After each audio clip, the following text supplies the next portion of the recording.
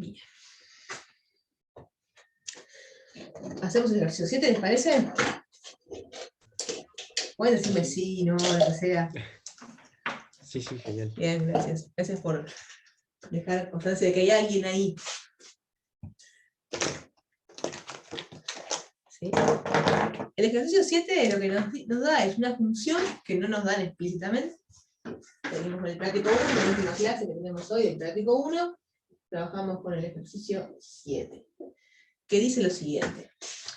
Nos dice que tenemos una función f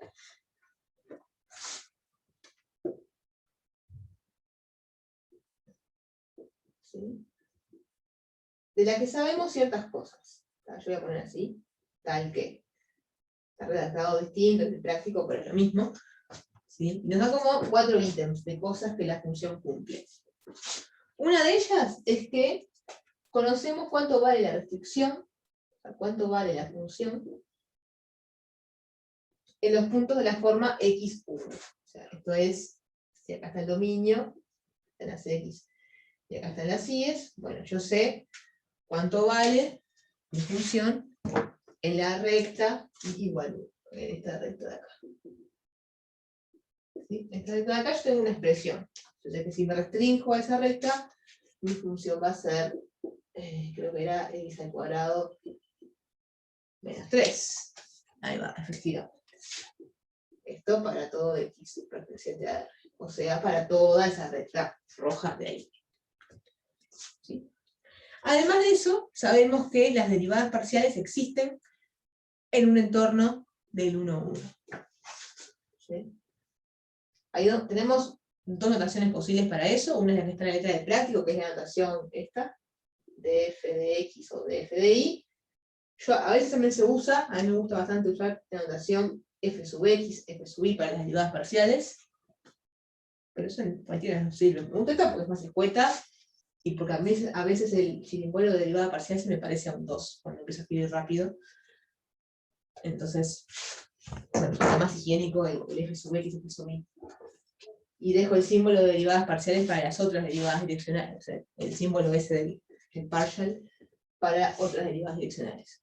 ¿Sí? Así que si me permiten, voy a poner así, f sub x y f sub y, que es lo mismo que en el práctico, son las derivadas parciales. Existen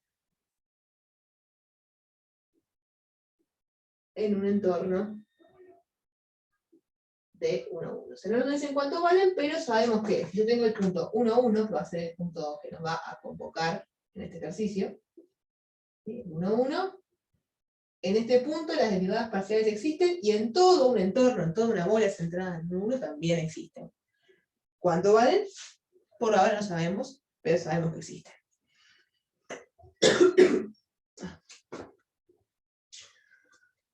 También sabemos algo más. Sabemos que la derivada f sub i es continua en 1, 1.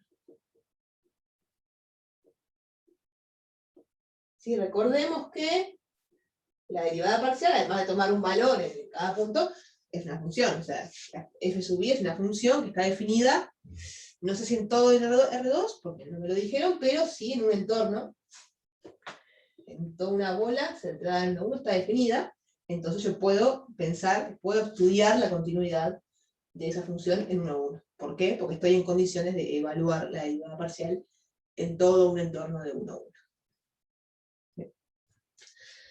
Y bueno, y por último me dan una derivada direccional. Me dicen, si yo hago, acá sí voy a usar la notación esta, de f de b, la derivada parcial con respecto al vector, parcial no, perdón, la derivada direccional con respecto al vector b en 1, 1, me da 0.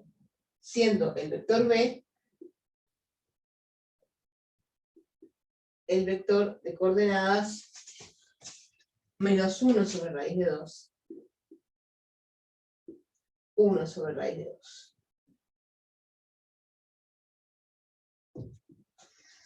¿Va? Pero tenemos una función de la cual sabemos todo esto y nos piden un par de cosillas. ¿Sí? A ver si entró alguien. No entró nadie más. Ah, sí, entró alguien más.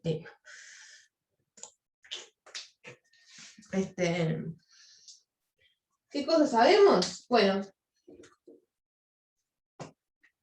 ¿qué cosas nos piden?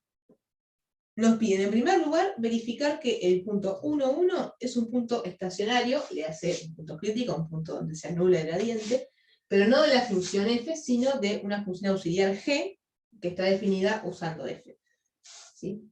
Entonces, tenemos además de todo esto, una función g, que la voy a definir acá, no, la definir acá, g de x, y.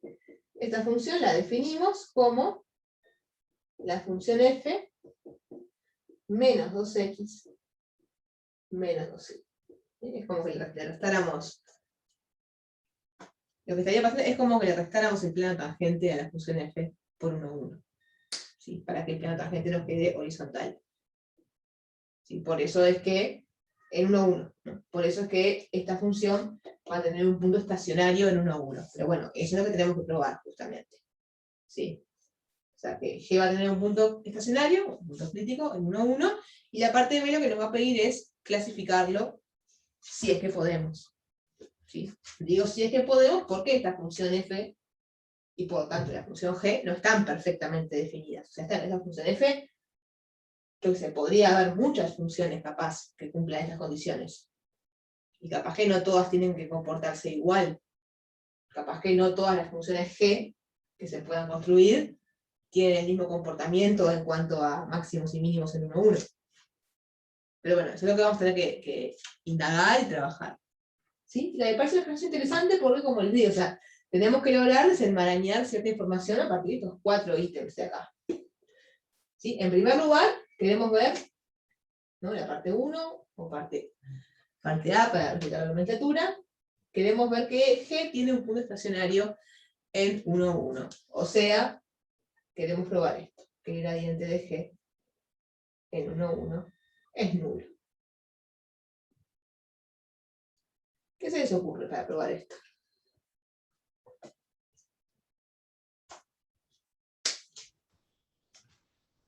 Y podemos hacer ahí las derivadas parciales de G. Lo que querríamos hacer son las derivadas parciales de G. La derivada parcial de G con respecto a X, la derivada parcial de G con respecto a Y. Estoy de acuerdo. ¿Y cómo la calculamos? Y ahí te va a quedar, por ejemplo, la derivada parcial de G respecto a X es, yo lo escribí, ahí va, con sub X, Ahí sería va. f sub X de XY. Exacto. Menos 2. Y Ahí después va. lo mismo para G sub I. Ahí va. Estoy de acuerdo. ¿No? Digo, bueno. G sub X en XY va a ser, las derivadas parciales van a ser las derivadas parciales de esta expresión de acá. Por lo tanto, si estoy derivando esto con respecto a X, tengo que derivar todo esto con respecto a X. Me queda entonces la derivada parcial con respecto a X de esto, menos 2, que es la derivada de esto, y esto me da 0 porque en X es una constante. Algo parecido sucede respecto a Y. ¿No? Respecto a Y me va a quedar f sub I de xy menos 2. O sea que vamos a necesitar conocer las derivadas parciales con respecto a x, o sea, las derivadas parciales con respecto a x y a y de la función f.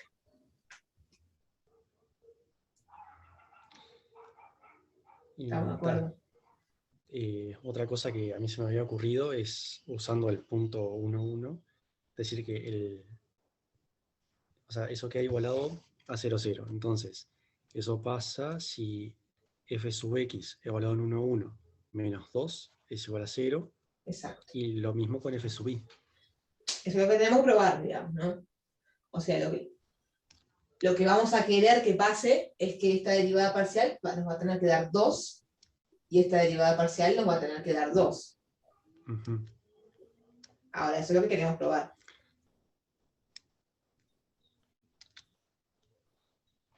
¿Cómo lo probaríamos? ¿Qué podemos hacer para probarlo?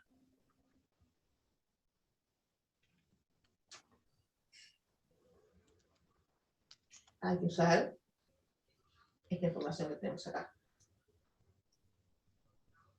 Ya usamos algo importante, no lo usamos plenamente, pero un poquito lo usamos, que fue un poquito del ítem 2, de que existen las derivadas parciales en un entorno de 1, 1. En particular, existen en 1, 1, Entonces, eso es lo que nos permite con total tranquilidad afirmar esto. O sea, yo puedo hablar tranquilamente de F, o sea, no sé si puedo decir esto para todo R2, pero por lo menos en 1-1 y en un entorno de 1-1, o sea, estas cosas de acá, las puedo afirmar sin temor a equivocarme en un entorno de 1-1. ¿Por qué digo esto? Bueno, porque yo acá, y en particular en 1-1. ¿Por qué? Porque es donde yo sé que existen en las derivas parciales. Entonces, tiene sentido hablar de ellas. ¿No se podría hacer también que las derivadas direccionales multiplicadas por el vector las iguales a 0 y así puedes hallar los valores de las derivadas parciales? Las derivadas parciales multiplicada por los valores. ¿Qué valores?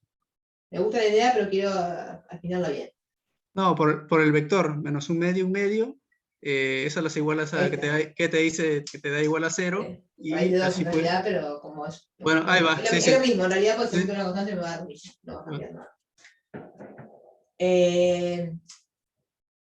No da lo mismo, tiene que ser este. Pero estoy de acuerdo, sí, podemos hacer algo de eso, pero tenemos que justificar bien lo que vamos a hacer. Porque, ¿qué pasa? Yo digo, bueno, la propiedad que estamos usando de fondo, ¿qué es? Es que las derivadas direccionales se pueden construir como combinación lineal de las derivadas parciales. Dicho en otras palabras, cualquier derivada direccional yo la puedo construir como combinación lineal de las derivadas direccionales de otras direcciones. Dicho en otras palabras, hablando en términos de álgebra lineal, lo que estoy diciendo es, el diferencial es una transformación lineal. Por lo tanto, si yo conozco cuánto vale el diferencial en este caso, que estamos en R2, dos vectores que no sean colineares, por ejemplo las derivadas parciales, pero no necesariamente. Si yo conozco cuánto valen dos vectores cualesquiera, por ejemplo, en un vector que sea horizontal y en otro que sea medio así, si yo conozco cuánto valen las derivadas en dos direcciones, puedo con eso averiguar cuánto vale la derivada direccional, siempre hablando con respecto al mismo punto, ¿no? 1-1 en este caso. Puedo conocer cuánto vale la derivada direccional en cualquier otra dirección. Eso es un dato que es útil, que nos va a servir y que lo vamos a usar para calcular la derivada, al menos una de las derivadas parciales. Pero, cuidado, porque yo dije recién, el diferencial es una transformación lineal.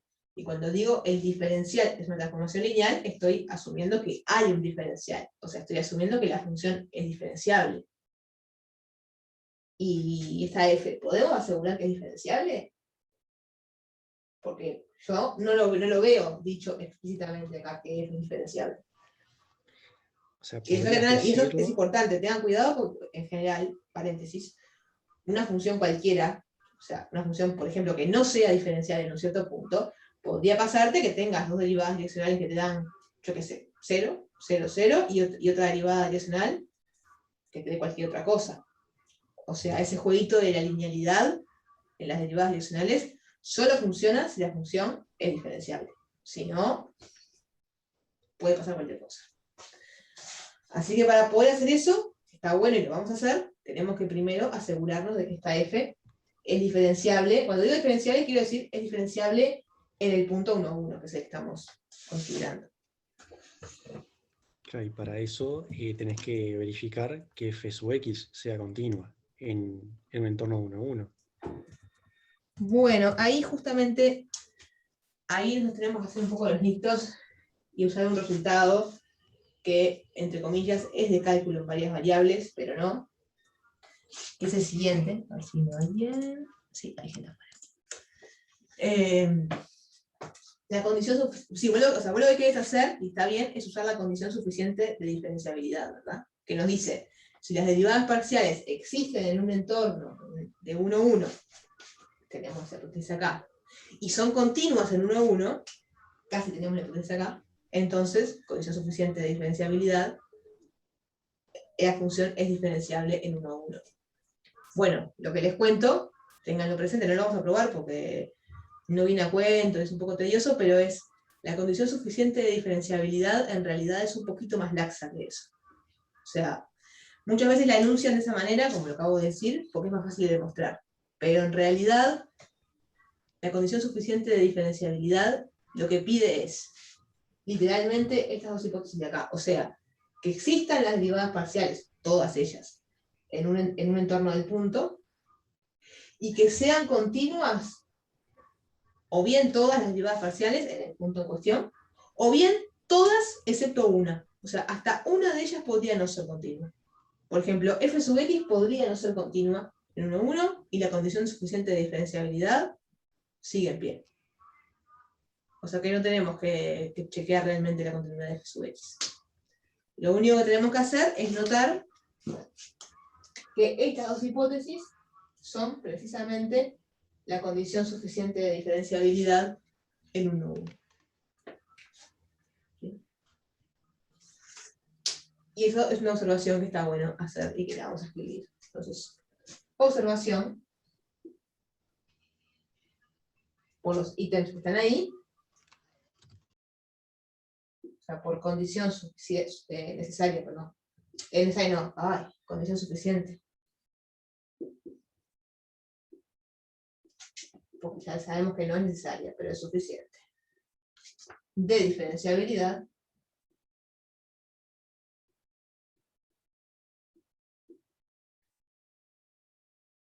Tenemos que f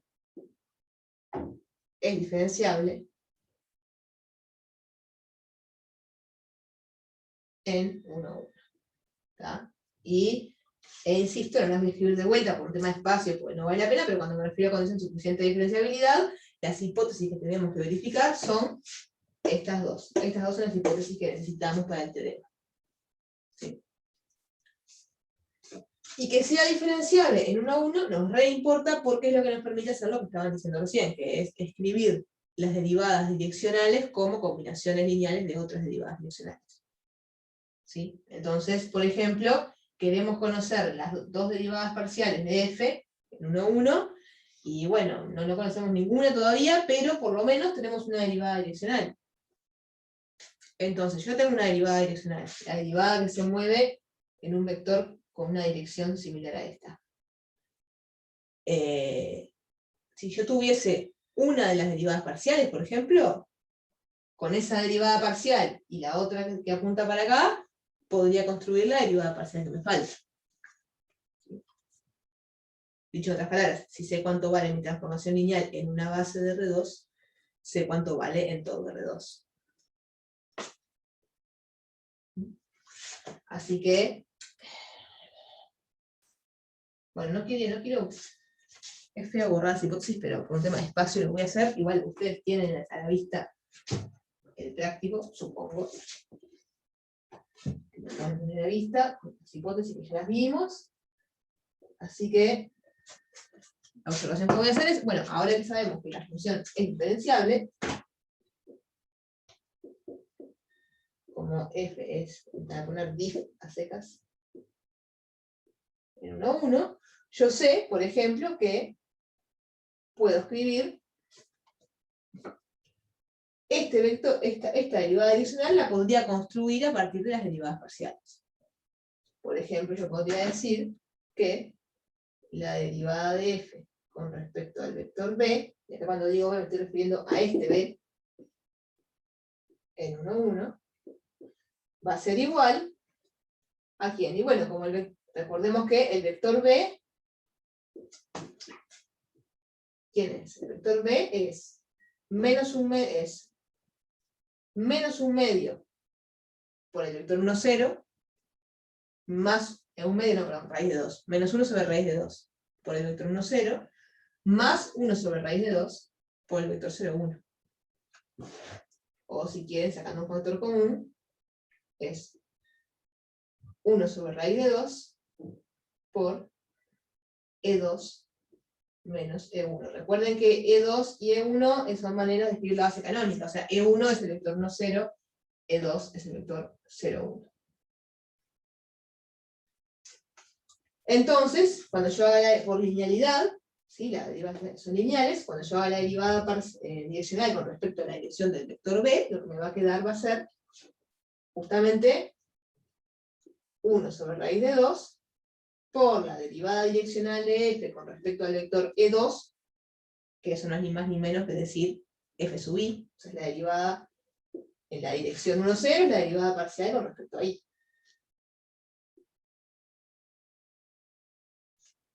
¿Sí? Menos la derivada parcial con respecto a x. 1, 1. O sea, la derivada direccional respecto a la dirección del vector 1, 0. ¿Sí? O sea, de paso también estamos recordando algo que es muy simple, pero que estamos a tener presente, que las derivadas parciales no son nada más que derivadas direccionales respecto a vectores, a ciertos vectores especiales, simplemente especiales porque son la base canónica de R2, o de Rn, según corresponda. Nada más que por eso.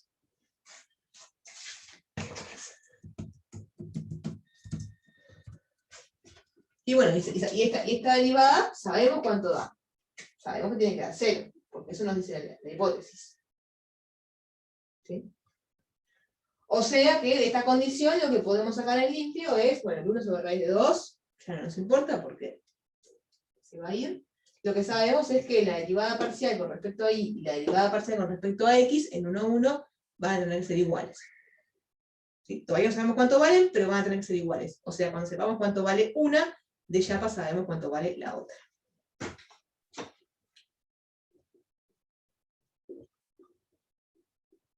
Así que por lo tanto, la derivada parcial respecto a y en 1, 1 y la derivada parcial respecto a x en 1, 1 son iguales.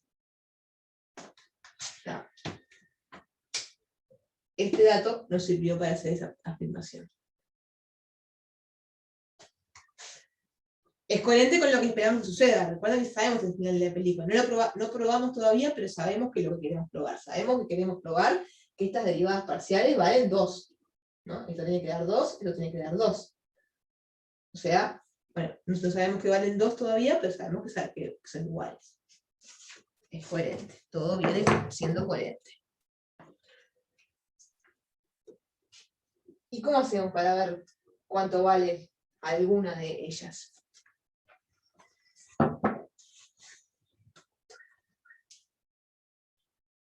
Yo borré los datos que teníamos, que tenemos que usar, ustedes tienen la vista, pero además, si bien no están los datos, está el dibujito, que no es la cosa más informativa del mundo, pero tiene alguna pista por ahí.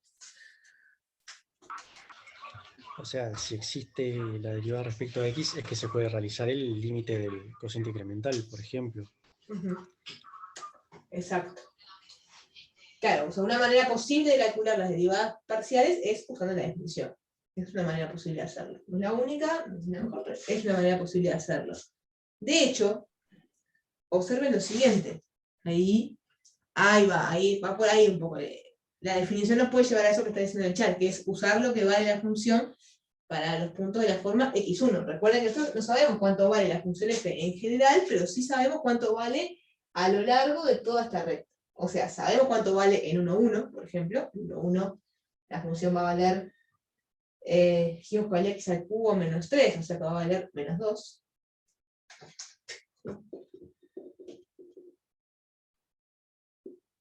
Dijimos que f de x1 era x al cubo, pero era cuadrado, menos 3.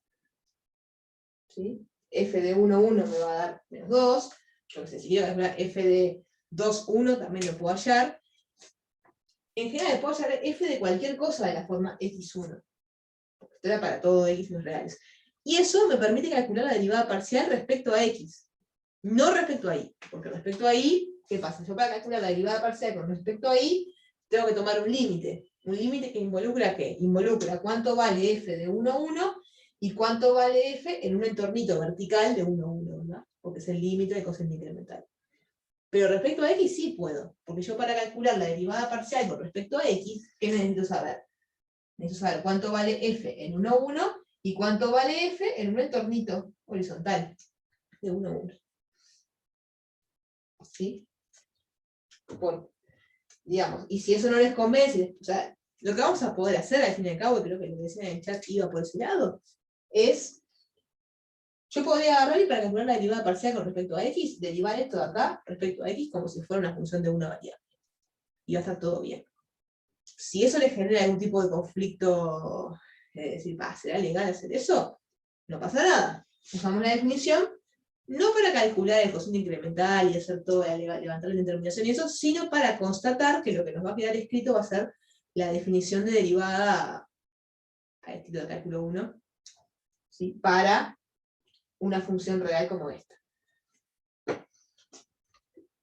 Es decir, si yo escribo la definición,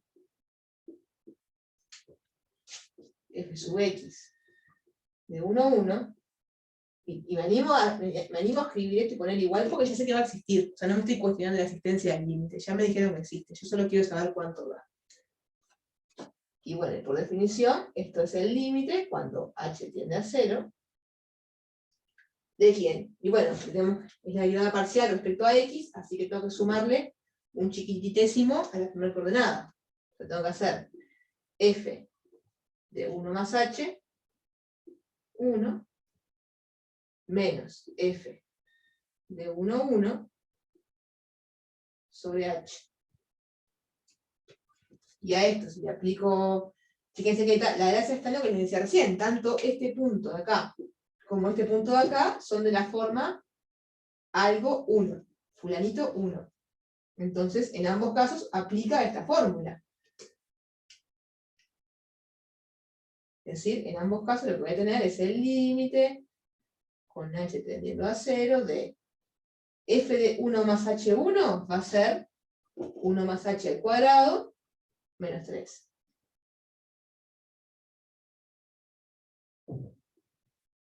Y f de 1 a 1 dijimos que me daba menos 2, así que me va a quedar menos 2. Voy a escribir así para que se vea explícitamente que estoy haciendo menos 2.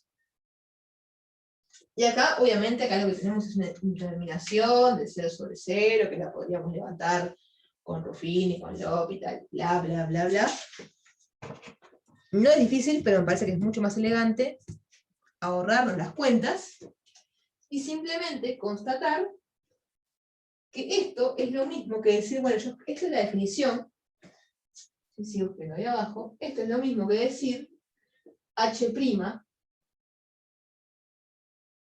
de 1, donde ¿qué es? H es una función que me acabo de inventar en este momento, la función de una variable, que es esta. Entonces, un poco le estoy tratando de formalizar lo que les decía recién. Yo puedo aprovechar la maquinaria que tengo de cálculo 1 y decir, bueno, trato esto como si fuera una función de una variable y la derivo como si fuera una función de una variable.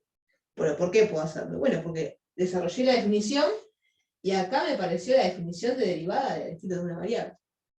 ¿Sí? Porque cuando yo haga si yo tuviera que hacer, piensen que ustedes tienen que plantear la definición de h', ¿sí? La definición de derivada de una variable, de esta función en x igual 1. Es justamente eso, es h. Me quedó justo. Le voy a poner otro nombre porque h me quedó recacofónico con la variable h de ahí. Vamos a poner otro nombre. Vamos a ponerle k. K' de 1. Ya me cae la función. ¿Sí? Entonces, esto de acá es k de 1 más h. Y este término de acá es k de 1. O sea, lo que tengo es k de 1 más h menos k de 1 sobre h. Es la definición de derivada k' de 1. ¿Qué gano con eso? Y bueno, que ahora olvídense por un momento de todo el tema de las derivadas parciales, las variables, que están en cálculo 1, están en el liceo si quieren. Y le dicen, tiene esta función de una variable. La función x al cuadrado menos 3. Hay que calcular la derivada en 1. Eso lo hacemos sin ningún tipo de problema. Hago la derivada de esta función es 2x.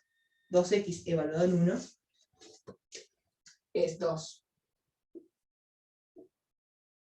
O sea, k' de x es 2x, entonces k' de 1 es igual a 2. Y k' de 1 es justamente habíamos visto que es la derivada parcial que estamos buscando. O sea que la derivada parcial que estamos buscando nos da 2. Si miran que acá Lo que hicimos hasta ahora no es nada difícil en materia de cuentas, pero sí es un poquito delicado en justificación. ¿Sí? O sea, ¿por qué? Porque uno dice, bueno, está, pero si yo me olvido de decir que es diferencial y no pasa nada, si me olvido de esto no pasa nada.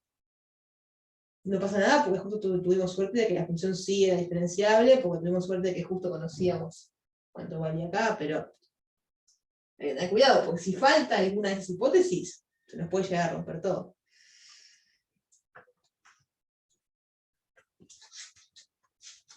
Así que bueno, pero por suerte no falta ninguna hipótesis, está todo muy bien justificado.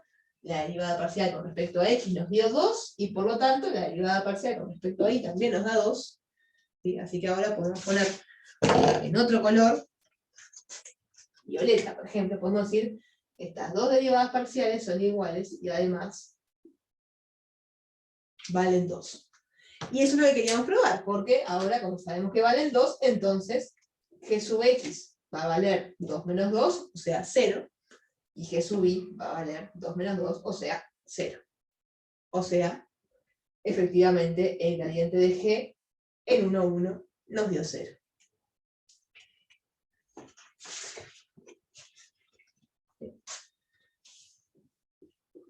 Y eso lo voy a escribir aquí.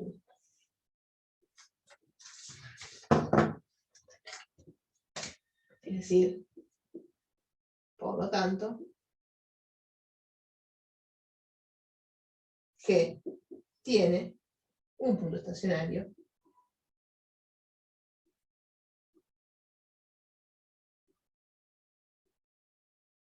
en 1, 1.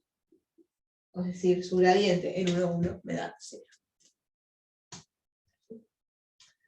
Entonces, acá es cuando decimos, bueno, hay cosas que ya sabemos de lo que hemos visto hasta ahora del curso, que es donde hay un punto crítico, estacionario, como le quieran llamar, hay un candidato a extremo. Tal vez la función g tenga un extremo en 1, 1. O tal vez no, porque ya vimos que un punto sea estacionario no es condición suficiente para que haya un extremo. Podría no haberlo. ¿Sí? Y si hubiera un extremo, habría que ver si es un máximo o es un mínimo. Pero además de todo eso que acabo de decir, que todo eso sería una pregunta válida para hacernos en una función g concreta, acá ni siquiera tenemos una función g concreta, tenemos una función g definida de un modo bastante vago. Si quieren, pueden pensar que lo que tenemos es en realidad una familia de funciones. La familia de funciones g, que son todas las funciones que cumplen las hipótesis que vimos, que te da el ejercicio. O sea que las puedo construir a partir de f, donde f es una función cuyas derivadas parciales existen en 1, 1, en un entorno de 1, 1, que restringida a la recta y igual 1 vale esto, etc. Es decir, hay muchas funciones g posibles. Y eso es lo que motiva la pregunta de la parte B, porque la pregunta de la parte B nos dice, bueno, clasifique el punto 1, 1 como punto estacionario de G si puede hacerlo con los datos disponibles, o en su defecto explicar por qué no. Es decir, con esta información que nos dio el ejercicio, ¿podemos asegurar que lo que voy a tener en 1, 1 va a ser máximo, mínimo, punto silla? ¿O podría pasarnos que para algunas funciones G sea una cosa y para algunas funciones G sea otra cosa? Siempre dentro de las hipótesis del ejercicio. ¿Qué les parece?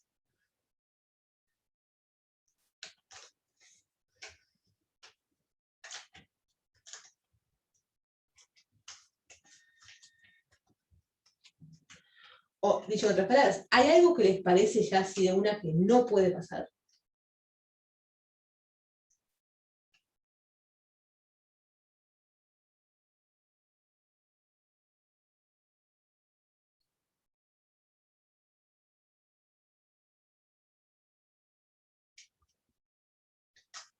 Yo voy a escribir una pequeña observación acá, porque hasta ahora vieron que todo, o sea, las hipótesis que nos dan son referidas a la función f, y me están preguntando mucho por la función g, que es prima hermana de la f, pero que no es la f literalmente.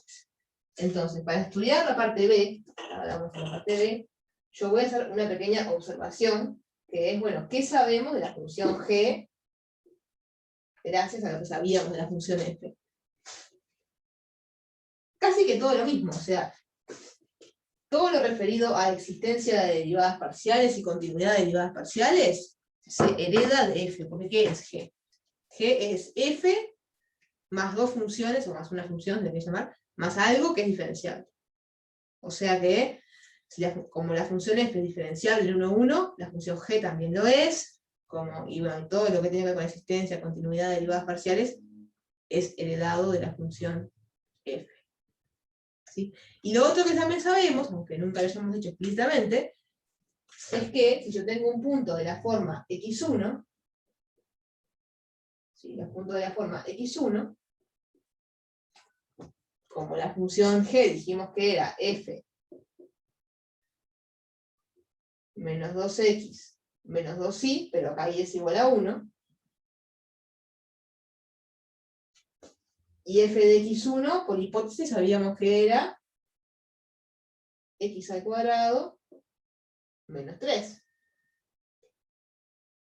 Entonces, g de x1 va a ser x al cuadrado menos 2x menos 5.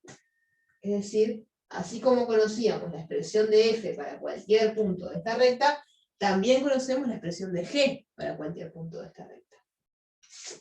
Esto es para todo x en R. ¿Sí?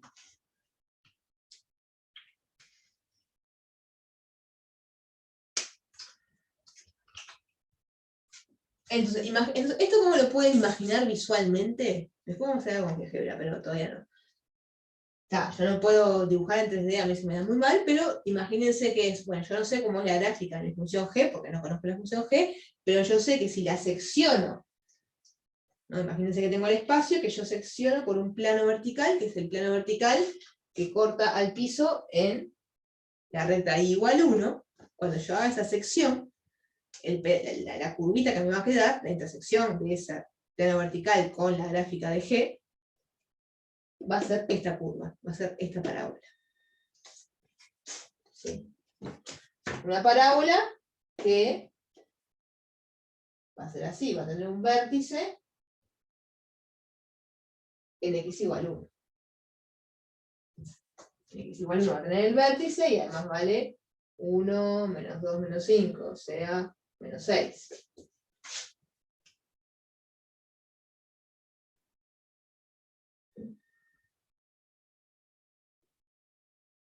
Una parábola que tiene un mínimo ahí, digo mínimo porque tiene concavidad positiva, o sea que mi parábola va a ser una cosa así. Tiene ordenada el origen menos 5. ¿Sí? Este sería el punto menos 5. Y las raíces, bueno, podría calcularlas si quisiera, pero en principio no las preciso para nada. Ahí va, es como una parábola con profundidad. No sé qué quiere decir con profundidad, pero sí, es una parábola. Parábola con profundidad, ¿qué quiere decir así con profundidad? Ah, bueno, no, en realidad no necesariamente. O sea, yo lo único que sé ahí es, o sea, yo conozco, o sea, si mi gráfica es una superficie, yo la superficie por ahora lo que conozco es un hilito. Es un hilito que tiene esta forma. Hay una sección, hay un pedacito que tiene esta forma. Pero yo estoy diciendo, o sea, yo no tengo ninguna garantía, supongo que quieren decir eso, por las dudas, voy a decir, no pasa, no es que no tiene que pasar esto, o sea, no necesariamente va a pasar esto. Imagínense que tengo x, y z, ¿sí? Entonces la recta y igual 1 estaría por acá. Yo no estoy diciendo que mi gráfica sea una cosa así. La puse en el piso y no en menos 6 para que me quede más fácil la gráfica, pero no necesariamente tiene que ser una canaleta donde todo tenga esta forma. Y no es tipo una pista de skate donde hace así todo. No, simplemente lo que sé es que hay una sección vertical en la cual tengo una parábola. Nada más. Lo otro, bueno, dependerá del resto de las condiciones que cumpla G. Claro, está bueno igual porque está bueno para aclarar y ver que estamos todos en el mismo lugar. En ratito vamos a ver algunos ejemplos, vamos a ver que realmente hay distintas posibilidades, hay distintos aspectos que puede tener la función G. igual esto algo de información nos está dando, de información interesante. Por ejemplo, viendo esto, la función g podría tener, por ejemplo, un mínimo relativo, un máximo relativo en 1,1. Y ya sabes que restringido a esa recta tenés un mínimo relativo, así que máximo Exacto. ya no. Máximo Quizás pueda ya no. tener un punto silla, aquí no se sabe, Estoy de acuerdo. pero está, eso.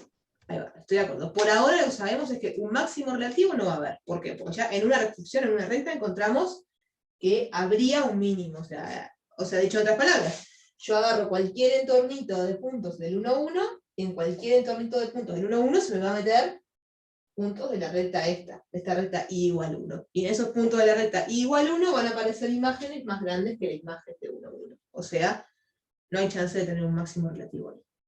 Encontré una dirección en la cual hay un mínimo relativo.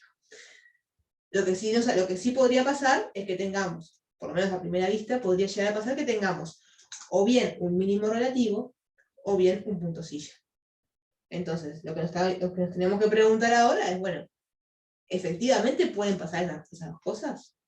¿No? En principio me parecía que podían pasar tres cosas, máximo, mínimo, punto silla. Ya descartamos el máximo, dijimos no, máximo no, porque fíjate acá lo que pasa.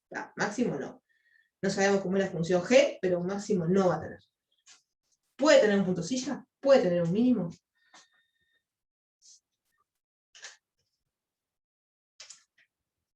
¿Qué les parece? O sea, acá pueden tirar a intuición igual. Bueno, a mí me parece que no, que tiene que ser un mínimo sí o sí. O a mí me parece que puede ser cualquier cosa. O a mí me parece que tiene que ser un punto silla sí o sí. Conjeturemos. Joaquín dice parece que no, pero justo lo vi recién, así que no sé de qué está hablando. Ah, si podría ser ambas, ahí va. Usted juega que podría ser ambas. ¿Ok? ¿El resto qué opinan? A ver si puedo hacer un poll. Ay, puedo hacer un poll. A ver si puedo hacer un poll.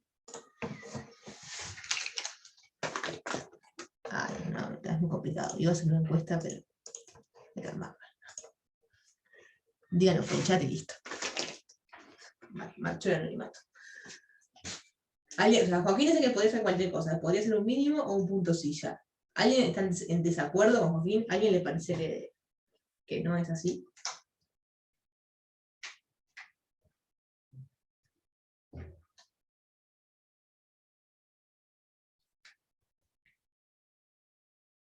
Yo estoy de acuerdo con Joaquín. Debo decir que estoy de acuerdo con Joaquín. Pero bueno, no es mi palabra la que importa acá. Lo que importa acá son los hechos. Entonces, lo que tendríamos que preguntarnos es, bueno, ponele que estamos todos bastante de acuerdo con la intuición de Joaquín, pero ¿cómo lo probamos? ¿Qué tendríamos que hacer para ver que pueden ser ambas cosas?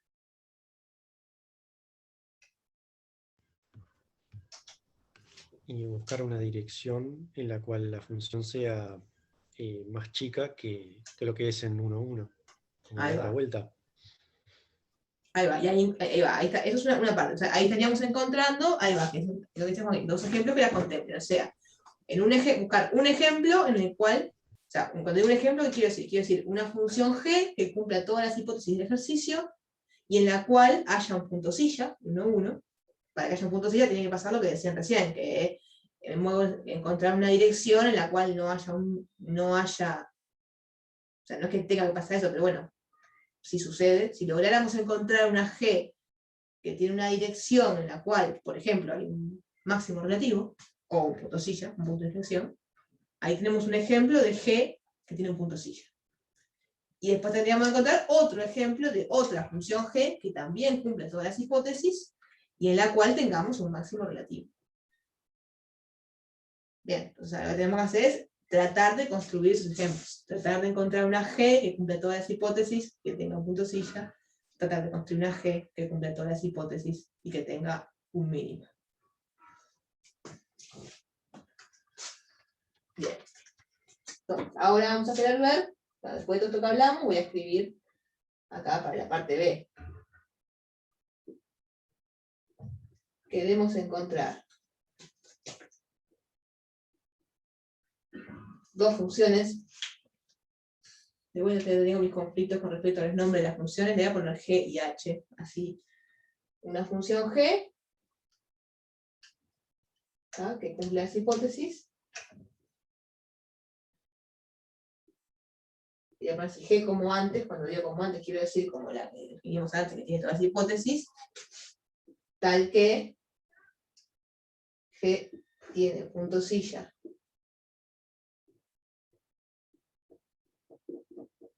en 1, 1,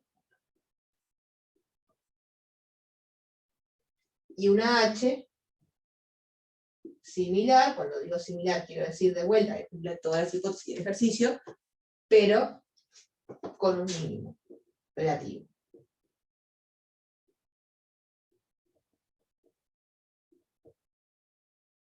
En 1, 1.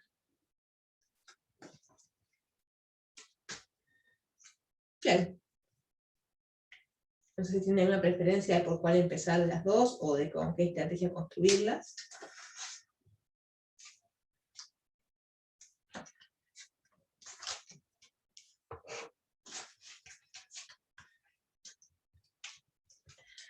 A mí me gustó algo que dijo, no sé quién fue, si fue Federico, quién fue que dijo lo de que tuviera una dirección en la cual no hubiera un mínimo. Me parece que es una buena manera interesante de trabajar. Decir, bueno, ya vimos que toda función g que cumple las hipótesis del ejercicio, cuando yo la restrinja a esta dirección, ¿no? Cuando yo mire el corte con ese plano vertical, me va a quedar esta parábola. Y yo digo, bueno, capaz que si yo lograra conseguir otra dirección, por ejemplo, la vertical. Digo la vertical porque es cómoda, no por nada más que eso. Pero la vertical, por ejemplo, y que me dé una parábola al revés, una parábola con concavidad negativa, ¿no? Algo parecido a lo que pasa con el paraboloide hiperbólico. Todos conocemos el paraboloide hiperbólico, ¿no? Si no lo conocemos, la capa Pringle, que tiene, en el punto que tiene de crítico, tiene un punto de silla. Una parábola que es así, y de frente otra parábola que es así. Exacto, la silla de montar. ¿No? La silla de montar, por ejemplo, cortás en una dirección, tenés una parábola como esta, en la otra dirección tenés una parábola negativa. Si pudiéramos construir algo de ese estilo, por ejemplo, tendríamos un buen contraejemplo. O sea, un ejemplo de función con punto silla. Entonces yo propondría tomar eso como inspiración. Es decir, bueno, yo voy a probar a intentar construir una función que cuando yo la restrinja, es mi idea, es la siguiente. Digo, bueno, idea. ¿Para quién? Para G, para la de punto silla.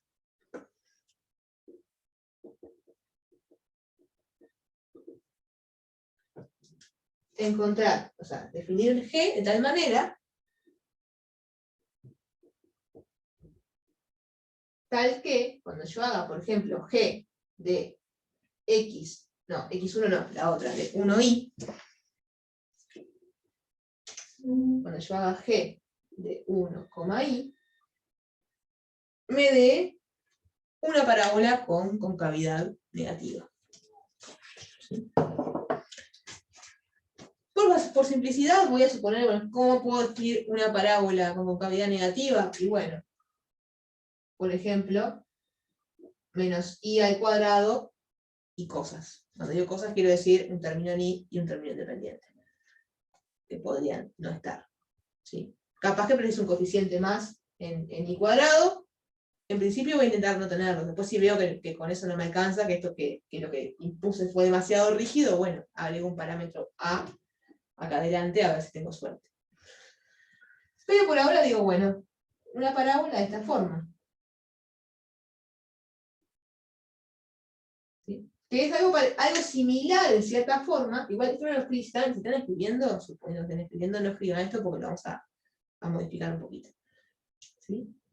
Pero estoy como copiando un poco el espíritu de esto de acá, ¿no? De que g de x1 es x al cuadrado menos 3. Y que por lo tanto, perdón, g de x1 no, f de x1, perdón. G de x1 es esta parábola de acá. O sea, es una parábola con cavidad positiva. Digo, bueno, definamos otra parábola para la otra restricción, ahora con cavidad negativa. ¿Sí? Y yo digo, pero el problemita de esto, o sea, como idea inspiradora está bueno, pero para escribir es un poco incómodo. ¿Para escribir qué? Para escribir G. Porque estoy diciendo cómo quiero que sea la restricción de G a esta recta. Ya sé cómo es la restricción de G a esta otra recta, pero cuando quiera escribir G, o sea, G de XY en general, hay que tener un poco de pericia, por decirlo así, para reconstruir G a partir de esas dos restricciones. Entonces digo, bueno, vamos a hacer un poquito al revés. Intentemos definir ya de entrada una forma general para G, pero que siga esta idea. Entonces voy a escribirlo así, voy a hacerlo distinto. Voy a decir, en vez de ponerle parámetros acá lo único que voy a decir es que G de 1i sea una parábola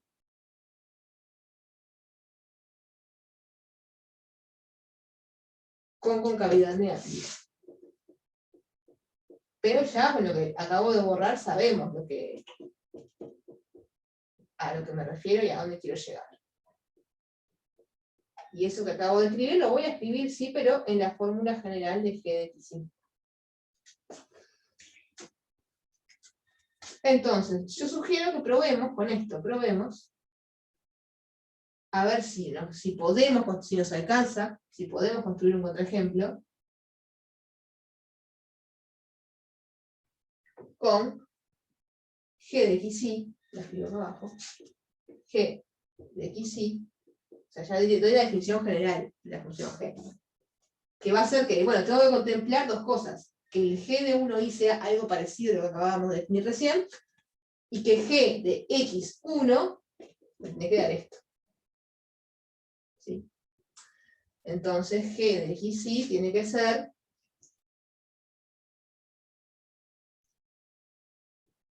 X al cuadrado menos 2X.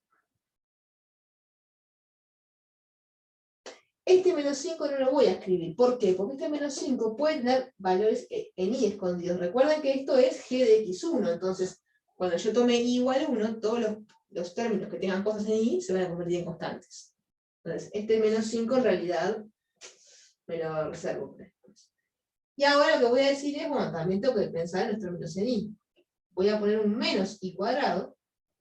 ¿Por qué menos i cuadrado? Porque así tiene concavidad negativa cuando tome x constante. Y le vayamos esto recién, ¿no? Digo, bueno, y voy a tener tal vez algún parámetro de la forma, un parámetro b que multiplique ahí, podría ser 0 y ahí se va este término, y un parámetro c. ¿Qué es lo que tenemos que hacer ahora? Bueno, ver si efectivamente esta estructura nos sirve o si fuimos demasiado restrictivos. Ver si yo efectivamente puedo encontrar un b y un c para que esta función cumpla todo lo que tiene que cumplir. ¿Qué es todo lo que tiene que cumplir? Y bueno, que cuando la restrinjo a algo de la forma x1, me dé esta parábola. Todas las cuestiones de diferenciabilidad, o sea, de existencia de derivadas parciales y eso es gratis, porque es un polinomio, no tiene ningún problema. Pero toca asegurarme de que las derivadas parciales me den lo que me tienen que dar. O sea, se supone que esta función tiene que tener un punto estacionario en 1, 1. Sí, eso también tiene que pasar. Y bueno, y además, que cuando yo la restrinja a algo de la forma 1i, me dé algo con concavidad negativa. Eso se supone que debería verificarse fácilmente. ¿Por qué? Porque pusimos un menos 1 acá, multiplicando al i cuadrado. O sea que con este menos 1 no podemos perder. Esa condición no la podemos perder. Sí, venimos bien hasta ahí. Las cosas me paran. Sí, todo bien, todo bien. Bien, vamos a ver entonces si podemos encontrar esos parámetros B y C. Entonces, notemos que, voy a seguir desde el costado del pizarrón.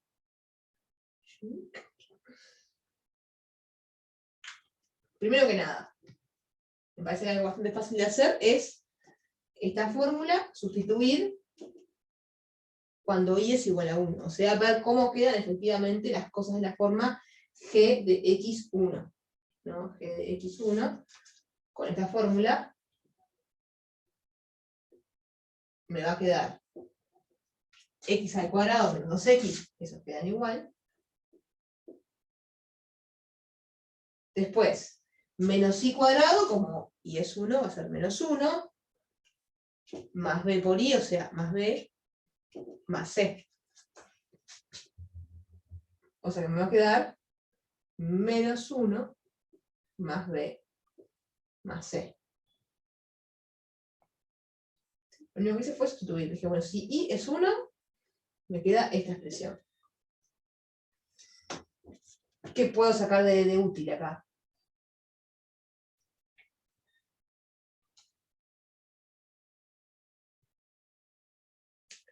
Fíjense que ahora me quedó hasta casi escrito en el mismo renglón, ¿no? Por un lado dije, bueno, yo sé que cualquier función g que quiera construir, por hipótesis general del ejercicio, cuando haga la restricción g de x1 me tiene que dar esto, para todo x. O sea, esto es este polinomio me tiene que dar. Y por otro lado, hice la sustitución y me quedó este otro polinomio. Digo otro, pero bueno, no debería ser otro, debería ser el mismo. ¿Puedo hacer que sean el mismo? ¿Puedo elegir B y C para que sean el mismo?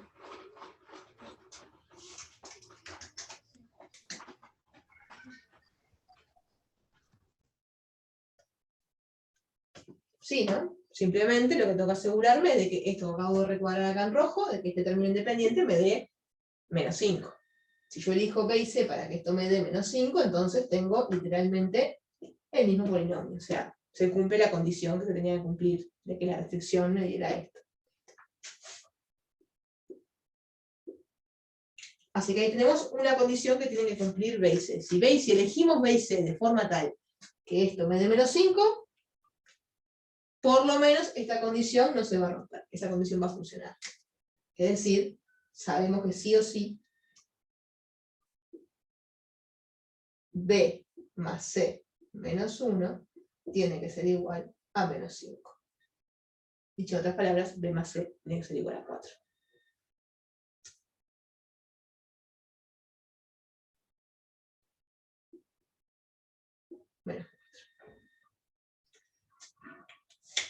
Bueno,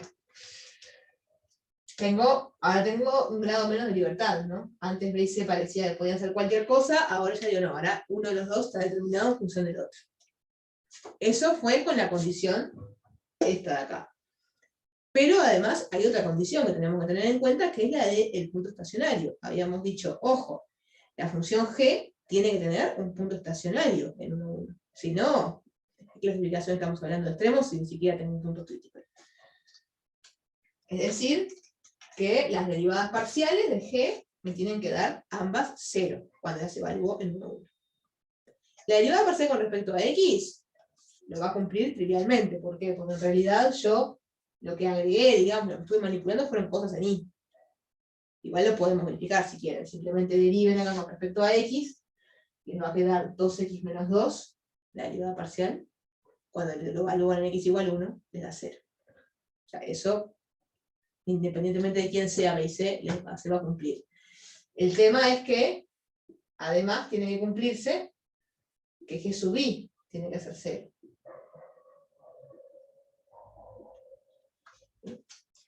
Insisto, g sub x también tiene que ser 0, pero eso viene gratis. No hay nada que podamos hacer con B y C al respecto. En cambio, g sub i,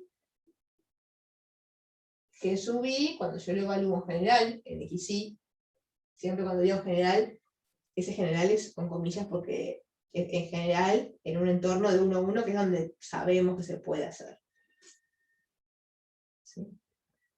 Por más que esta función en realidad se puede hacer en cualquier lado porque la conocemos con nombre y apellido. Ya no es algo abstracto como al principio. Entonces, esta derivada parcial con respecto a i es menos 2i más b.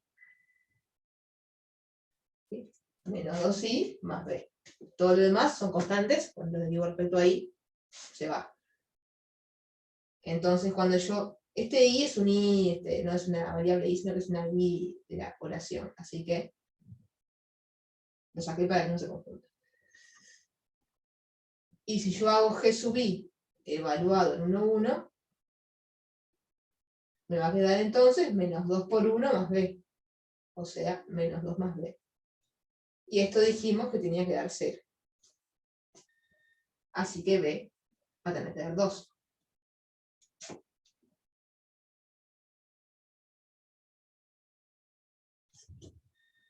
Y por lo tanto, como B es 2 y B más C es menos 4,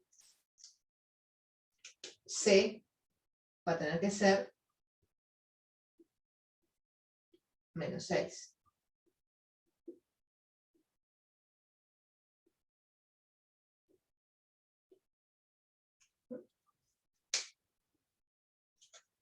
Y entonces y ahí ya está, ahí efectivamente encontramos un ejemplo, porque no solamente, esto eran todas condiciones necesarias que teníamos que cumplir, digo, todo contraejemplo tiene que cumplir esto, pero además, ahora que encontramos el contraejemplo con nombre y apellido, o sea, es la función x cuadrado menos 2x menos y cuadrado más 2x menos 6, ese contraejemplo, que probablemente no sea el único, pero bueno, es el único que tiene este menos y acá, es el único que tiene esta forma, digamos, es un contraejemplo especialmente. Está bueno, tómense después un minuto si quieren para chequear que están todas las hipótesis que tienen que cumplir. Están porque de hecho las fuimos imponiendo una por una, acá. No lo escribí, pero G sub X sabemos que era 0. Cuando tomo la restricción con respecto a la recta vertical, me va a quedar una parábola con concavidad negativa, eso lo podemos tratar ahora bien, pero va a pasar. Y por lo tanto, ahí vamos a haber encontrado un caso que es una función g que cumple todas las hipótesis del ejercicio y en la cual hay un punto silla.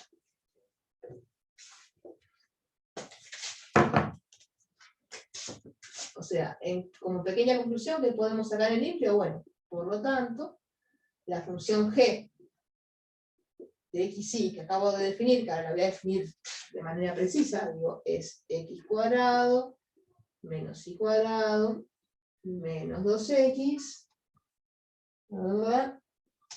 más b por i, pero b dijimos que era 2, así que va a ser más 2i menos 6. Es una función que cumple todas las hipótesis y tiene un punto silla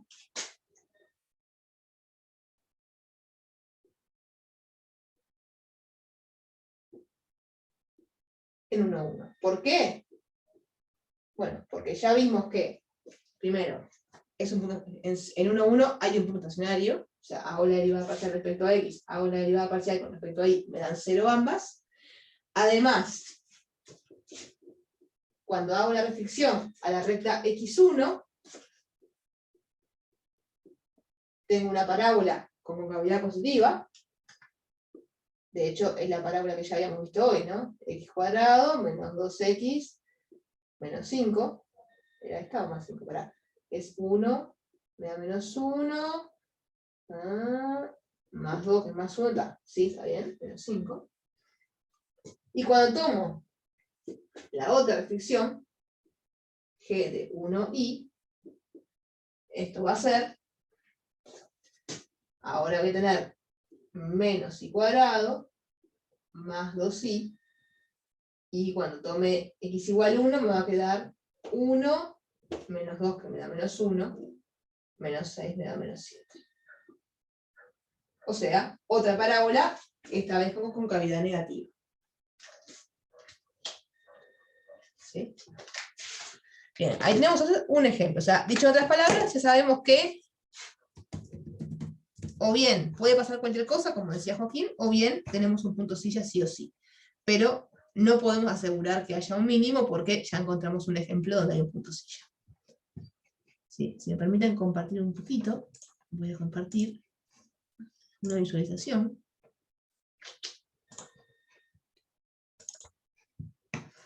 ¿Sí? Para que entendamos lo que está un poco pasando acá. A ver, ¿es el mismo ejemplo? ¿Era el mismo ejemplo? Sí, era el mismo ejemplo.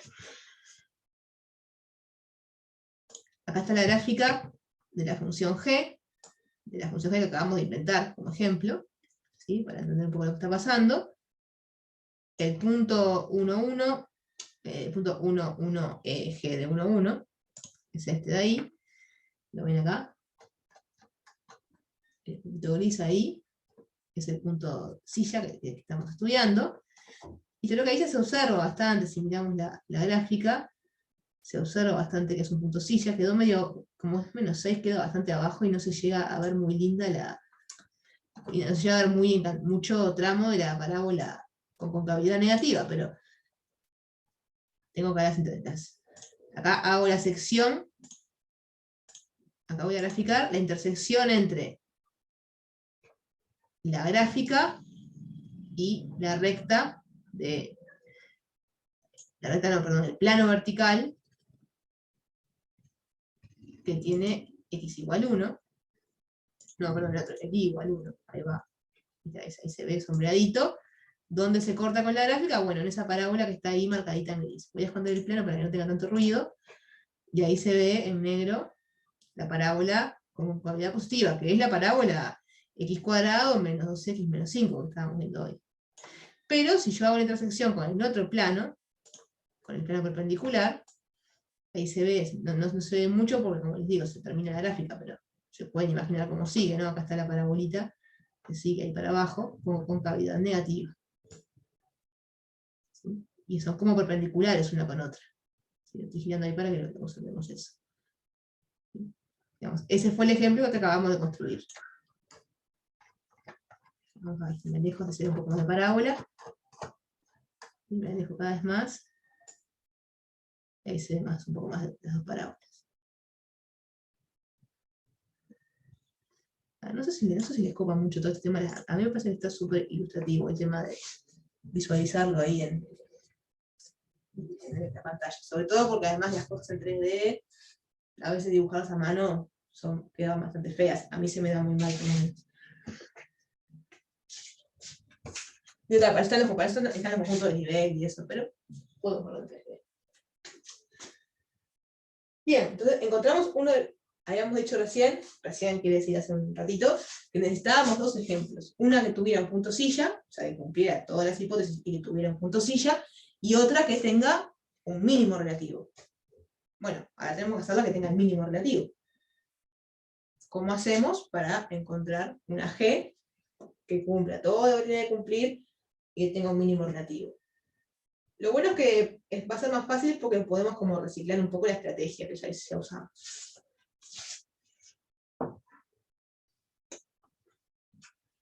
¿Sí? Yo me estoy imaginando una función que sea como una copita, ¿no? Una copita, cuando las secciones con respecto al plano horizontal el y igual 1, voy a tener una parábola, y cuando las secciones con cualquier otro y a cualquier otra cosa rara, voy a tener también parabolitas y voy a tener un mínimo además. ¿Sí? O sea, me estoy imaginando un paraboloide. Básicamente lo que estoy pensando ahora es hacer algo muy parecido a lo que hicimos acá, o sea, para la función h que habíamos llamado hoy, algo muy parecido a lo que hicimos acá, pero en vez de con un menos y cuadrado, con un más y cuadrado. ¿Sí? Para que sea todo súper sonriente. A que a ver si sale, o si de vuelta, si no, capaz que es demasiado restrictivo hacer eso. No va a ser. Entonces, ahora para hacer el otro ejemplo que pensamos, o sea, de modo similar,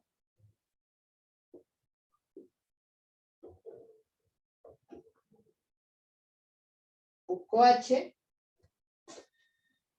de manera que esta restricción sea ahora una parábola de concavidad positiva. A diferencia de lo que nos pasó con el punto silla, que esta sección sea otra parábola con concavidad positiva, no nos garantiza que tenga un mínimo. O sea, vamos a tener que verificar, por ejemplo, con la hessiana, que sea un mínimo. Pero, como estrategia de construcción, parece ser una buena idea. Por lo que les digo recién, porque si yo le pongo acá un más en vez de un menos, o sea, me va a quedar un paraboloide, y eso va a tener un mínimo.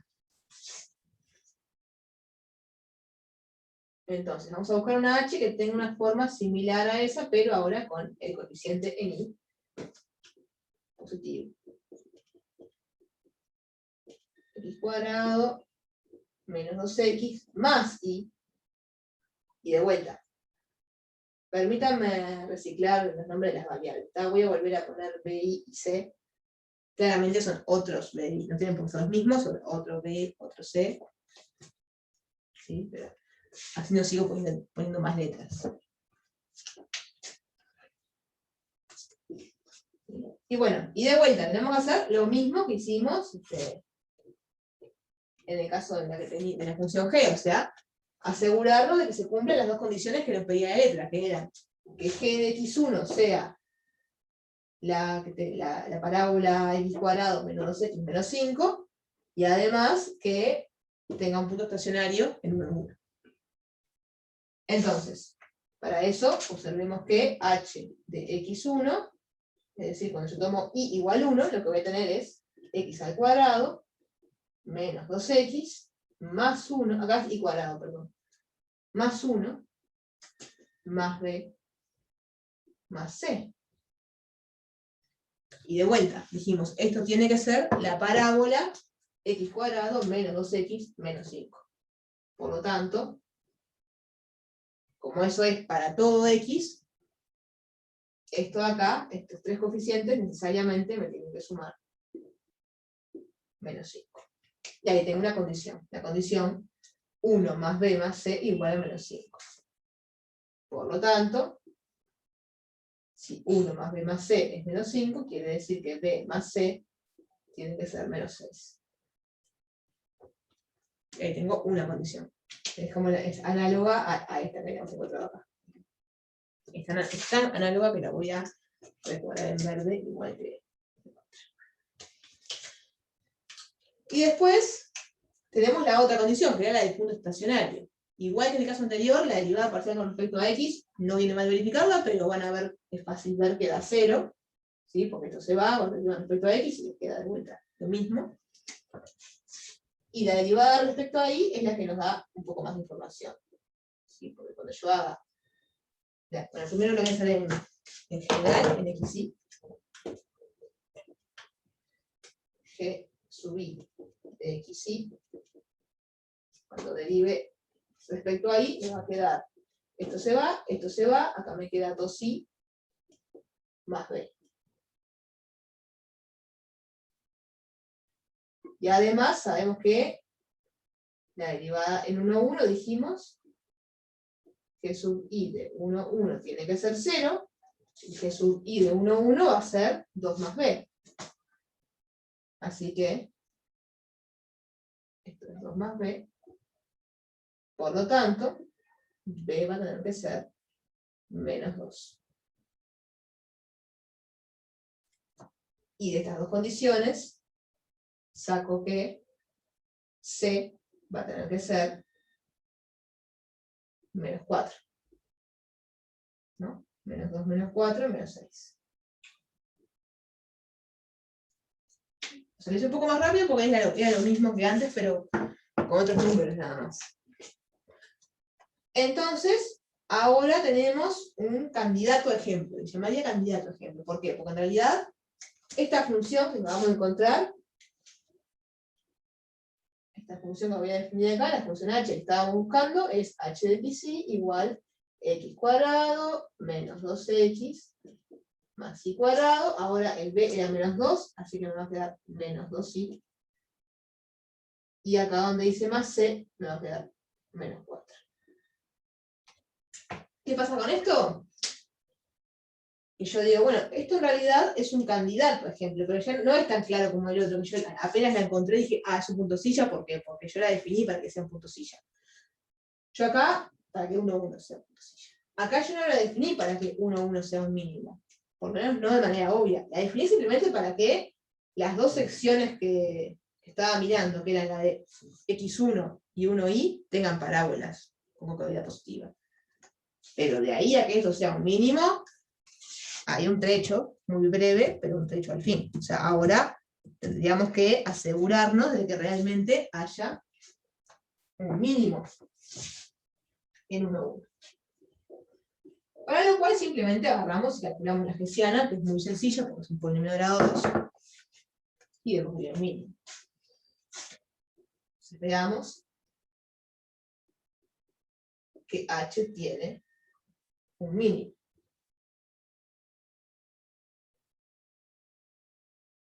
En 1, 1.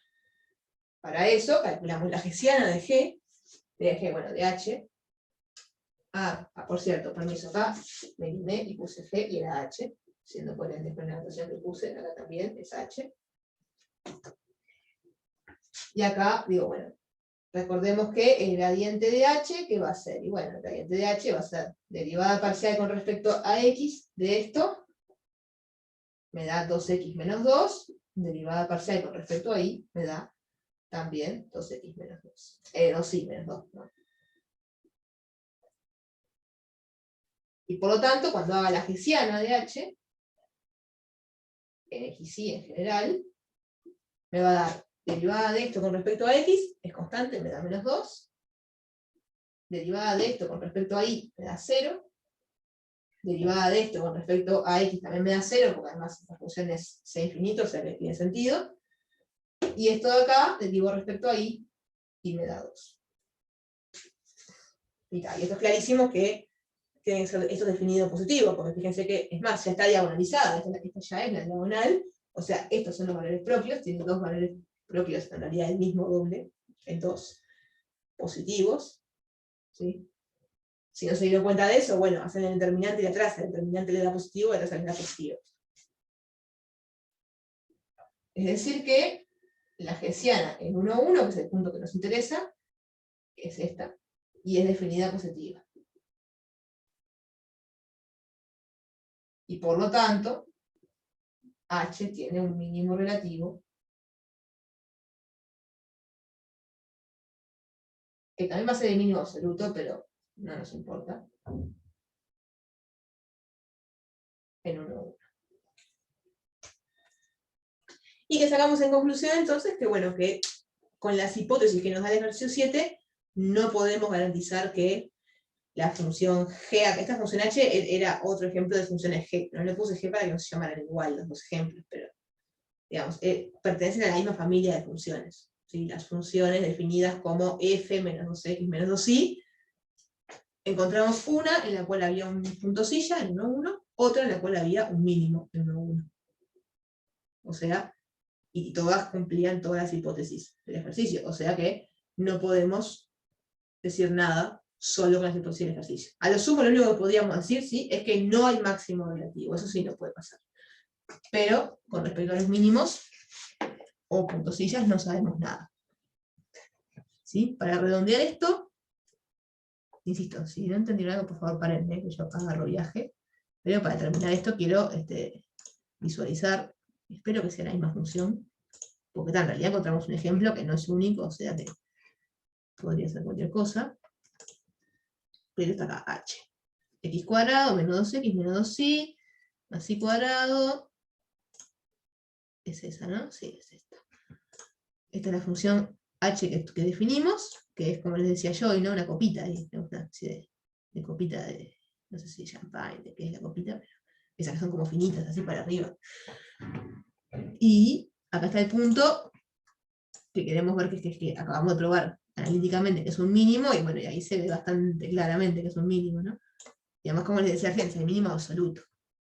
Y bueno, y las dos secciones que tomamos como ayuda, o como guía para construirla, que eran la del 1i y la del x1, si yo secciono con esos planos, secciono con el x1, me da esa parábola, que es la misma de siempre, es la de x cuadrado más 2x más 5, de hecho, si le agrego la otra sección, la que usé para el anterior, es la misma parábola. Si la que usé con la otra, es la misma parábola construida de dos formas diferentes, x cuadrado menos 2x menos 5. Y la otra parábola que tengo, que es la intersección con el otro plano, está ahí. ¿No? Fíjense que las parábolas están en planos perpendiculares, ¿no? Si las miro de arriba no quedan como así, como en cruz. ¿Sí? Una es la del 1i y la otra es la del, perdón, la del 1, sí dije 1i y el x1. Obviamente, insisto, solamente con conocer las parábolas negras que dibujé ahí, no me alcanza para afirmar que tengo un mínimo. Por eso tuvimos que usar la hessiana, a diferencia del ejemplo anterior que con las dos parábolas ya nos daba para ver que un punto silla. Pero bueno, acá la vemos, es un paraboloide precioso, ahí tiene un mínimo, y es coherente con todas las cuentas que hicimos recién. Así que bueno, dejar que deje de bailar. ¿Sí? Capaz que después la subo a Eva esa cosa de GeoGebra, a la parte ahí de recursos adicionales, así que básicamente tratar todo como las funciones sueltas, pero tiene eso, básicamente, las dos funciones G que construimos, la G y la H, y la posibilidad de aprender y apagar las secciones que forman las parábolas que elegimos convenientemente para encontrar los contraejemplos. ¿Sí? Bueno, no sé, esto quedó claro. ¿Alguna pregunta? Este ejercicio, o de lo que venga. Se entendió perfecto. Me alegro.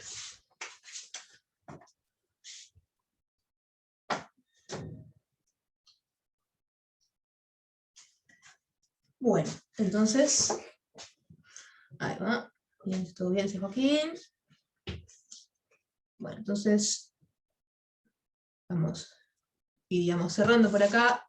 Hoy nos llegó toda la clase de ejercicio, pero me pareció que valía la pena porque, insisto, vieron que no es un ejercicio difícil de cuentas, o sea, ninguna cuenta que hayamos hecho era difícil, a diferencia del 1B, por ejemplo, pero es como conceptualmente un poco delicado, o sea, es como estar seguros de que cada cosa que hacemos está bien justificada. Entonces, por ese lado parecía que era un ejercicio interesante. La vez que viene, o sea, el miércoles, empezamos con el práctico 2, ¿sí? Que está subido ya el EVA, pero entre hoy y el fin de semana seguramente lo modifiquemos al PDF. Simplemente lo que voy a hacer es reordenar los ejercicios, ¿sí? No va a tener ningún cambio significativo. Ya lo tenían impreso, lo que sea, lo pueden seguir usando, ¿sí? Pero en realidad, como se trata de función inversa e implícita, y primero vamos a ver función inversa y después función implícita, los voy a reordenar para que queden en ese orden, porque ahora, tal y como está primero implícita y después inversa. Es como que tendrían que empezar a hacer el práctico por el final para después ir al principio. Entonces, nada, para que quede un poco más coherente, lo voy a reordenar. Pero nada más, en sus organizaciones van a ser los mismos, el práctico va a ser esencialmente el mismo. ¿Sí? Así que la semana que viene ya van a tener teórico, el lunes van a empezar con marco. Sí, el lunes también van a empezar con marco con función inversa, y ahí ya vamos a tener letra para empezar a trabajar con el práctico 2. ¿Sí? Así que bueno, si no hay más preguntas, terminamos por acá. Recuerden cualquier cosa que tienen siempre los foros también para consultar lo que quieran. Y bueno, nada. Buen fin de semana y nos vemos el miércoles.